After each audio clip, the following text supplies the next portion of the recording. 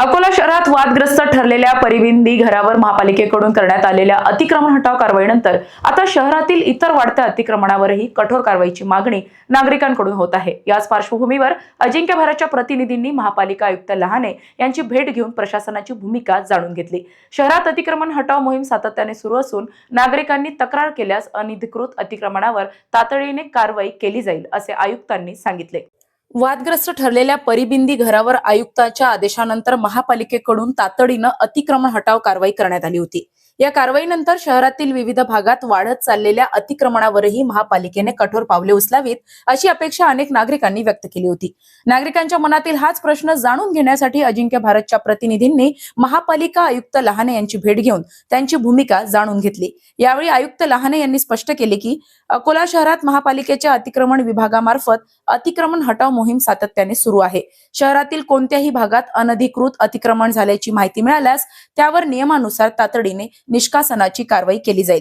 यासाठी नागरिकांनीही पुढाकार घेऊन संबंधित अतिक्रमणाबाबत महापालिकेकडे तक्रार नोंदवावी असे आवाहन त्यांनी केले। तसेच शहरातील सार्वजनिक रस्ते, मोकळी जागा, पदपथ किंवा शासकीय मालमत्ता यावर अतिक्रमण करून नागरिकांना त्रास देणाऱ्यांविरुद्ध कोणतीही तडजोड केली जाणार नसल्याचेही त्यांनी स्पष्ट केले। महापालिकेचे उद्दिष्ट शहर सुटसुटीत, सुरक्षित आणि वाहतूक सुलभ ठेवणे हे असून त्यासाठी अतिक्रमण मुक्त अकोला हा संकल्प पूर्ण करण्यासाठी प्रशासन कटिबद्ध असल्याचे आयुक्तांनी सांगितले।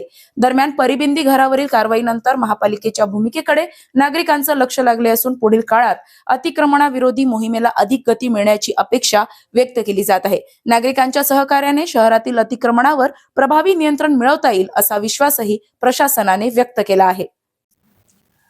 अकोला शहरामध्ये अतिक्रमण हटवण्याची मोहीम सध्या सुरू आहे। विविध नागरिकांच्या तक्रारी प्राप्त होत असतात।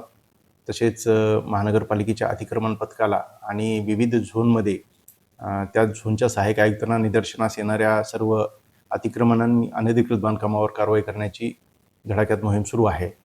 अद्यापर्यंत ज्या तक्रारी प्राप्त झालेल्या आहेत त्याच्यावरती कारवाई करण्यात आलेली आहे आणि यापुढेही जे अतिक्रमण असतील ते तातडीनं जमीनदोस्त करण्यात येतील।